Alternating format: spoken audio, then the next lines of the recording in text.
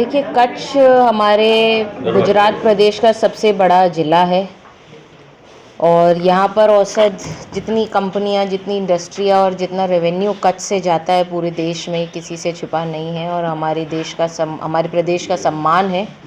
और यहाँ पर मुझे यहाँ कांग्रेस पार्टी से यहाँ के सह प्रभारी के तौर पर जिम्मेदारी दी गई है, तो मुझे यहाँ आकर बहुत अच्छा लग रहा है। और हमारी जिला कमेटी नई बनी है, यहाँ पे तमाम कांग्रेस पार्टी के नेतागण से मिल रही हूँ, समझ रही हूँ।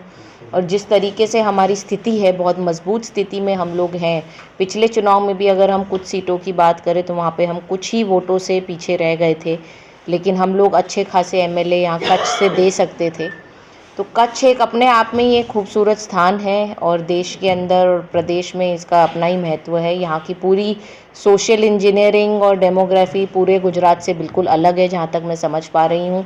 और हमारे नगर पालिका और जिला पंचायत के अभी इलेक्शंस हैं, तो उसके लिए हमारे साथ यहाँ प्रदेश से भी हमारे प्रभारी और महिला अध्यक्ष भी यहाँ मौजूद है। हमारे जिला अध्यक्ष और पूर्व जिला अध्यक्ष सभी लोग मिलके हम लोग कोशिश और प्रयास करेंगे कि हम अच्छे लोगों का चयन करें और उनको चुनाव लड़वाने का काम करें।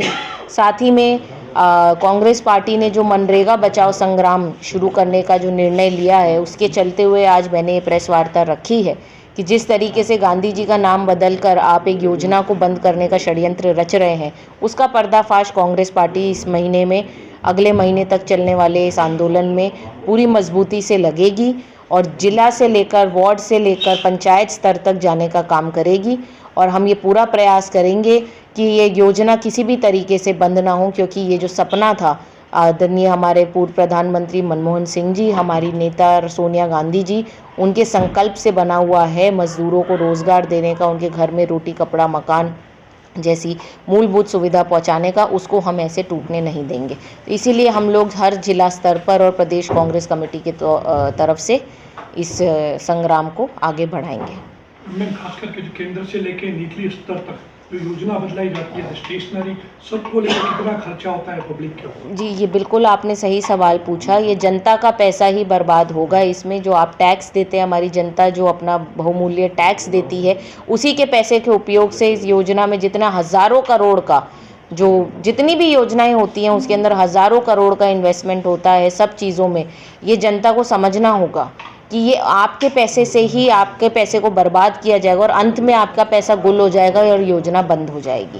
तो ये बहुत ही ज़रूरी सवाल है और बहुत ही ज़रूरी प्रश्न है कि इस तरीके से हमारा देश अभी बहुत पिछड़ा है।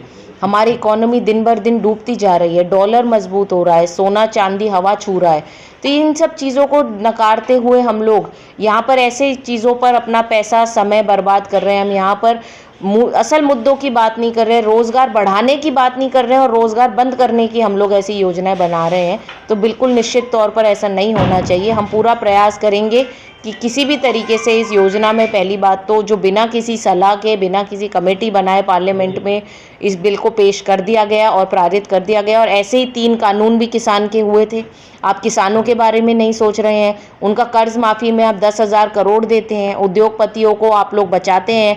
अडानी जी का आप देखिए अमेरिका में केस खुला हुआ है, इसीलिए वहाँ पर अमेरिका के दबाव में अमेरिका हमारी जंग रुकवा देता है। हम लोग दबाव में चल रहे हैं, लेकिन सिर्फ चंद मुट्ठी भर पूंजीपतियों को बचाने के लिए हम लोग ये काम कर रहे हैं, जो हम लोग नहीं होने देंगे। ये सरकार की इस मंशा को हम ख़त्म करने का प्रयास करेंगे।